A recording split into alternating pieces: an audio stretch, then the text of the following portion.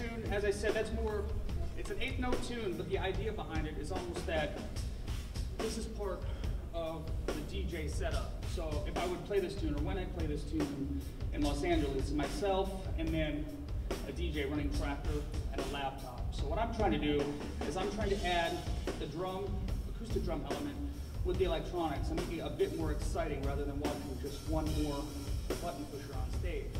So let's talk about a few things within that. The most important is the sonic element of this, more so than the actual groove. So you may have noticed there's 3 different snares and then 2 different kicks. Actually 3 kicks. So in the intro, we have what I call the thunder kick, which is a pedal right on the side of my bass drum pedal. And that's without the acoustic drum. And then the acoustic drum adds another sample to that with the acoustic attack.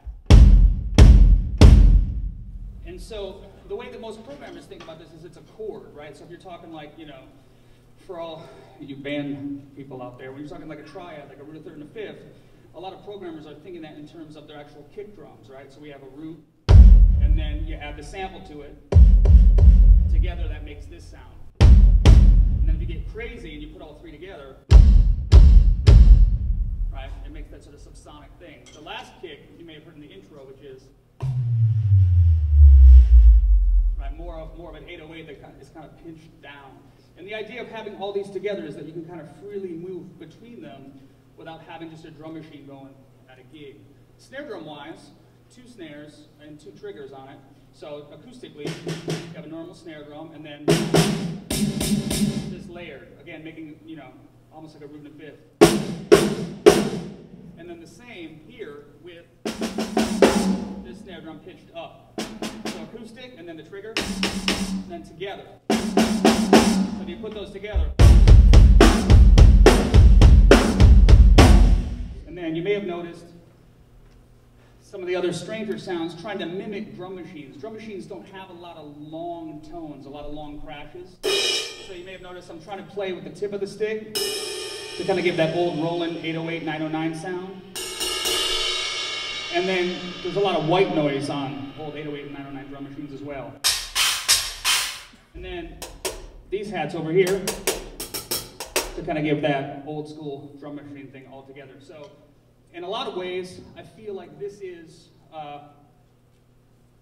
not just about drums, it's also about production. And that's something that's important to realize as an acoustic drummer. In fact, let me come up here for a second. The main thing that I want to be able to get across with this is that I'm a school drummer as well. So when I went to school, all my band directors, hey Donny, if you're versatile, you're going to work, right? If you can play a bossa nova, if you can play a jazz groove, if you can play in the big band and set up figures, if you can play a funk groove, a rock groove, if you can play brushes, if you can read charts, all that stuff is super important. And I believed what all my teachers told me, which was if I'm versatile, I'll work. And I did. I've had 15 years in LA of working. But the one thing that I was unprepared for early on in the early 2000s was this part of it, which was all the electronics and all the sonics and how to compete with DJs and modern textures. And I really got caught off guard. One day I got up and I normally shed in the morning, make some phone calls, then I go teach at MI, do some other things, gig, what have you. And I got called by DJ Logic and John Medeski from Martin Medeski and Wood. And they said, hey Donny, we'd love to have you on this tour. Can you trigger loops and samples on stage? And I went what every musician that wants to work would do. I went, of course I can. Right? And so I did that, and along the way, I made tons of mistakes. This was like 99 or 2000. It was before you could take laptops on stage and that whole thing. And I would go on the gig every night, and I would play, and I would just like, oh, I'm burning. I sound awesome. And then I would listen back to the gig tape that night on the tour bus, and I would go, oh, that sounded so bad.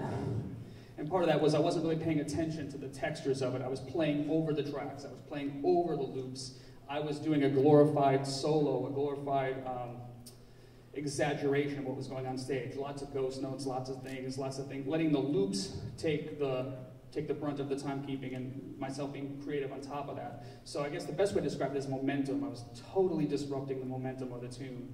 And so over time, I would do all these road notebooks about exactly what I wanted to sound like. And what I kept noticing from this culture was I was most happy with the way that I played when I didn't play hardly any fills. If I did play a fill, it was 1 or 2 beats long because everyone was dancing, right? So if everybody's dancing and I go,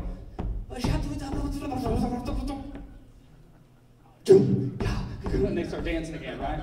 And I'm like, okay, great. So those fills are out. So it's ga ga ga ga or or get really crazy and put them together. Their minds were blown. And so putting those sort of groups together, realizing that the space was there. And then what I started to notice is that if I kind of kept the fill within the backbeat or didn't play that many fills but changed the sounds, DJs were happy and then people were dancing, pretty girls were dancing, and everybody just moved all night. And so what I started to realize over time is I kept subtracting things from what I was playing in that style. And so you can see I've got 1 tom and 2 snares and 3 hi-hats, and that's where my mind is with this sort of music. It's just actually playing time in the sonics and sort of staying out of the way. I can still use all the things that I normally do, but it's less drumistic and more production, if that makes sense. That makes sense? All right, so are there any questions so far? Anything? All right, so what I'm going to do is I'm going to play another tune, and this one's called You Know What to Do.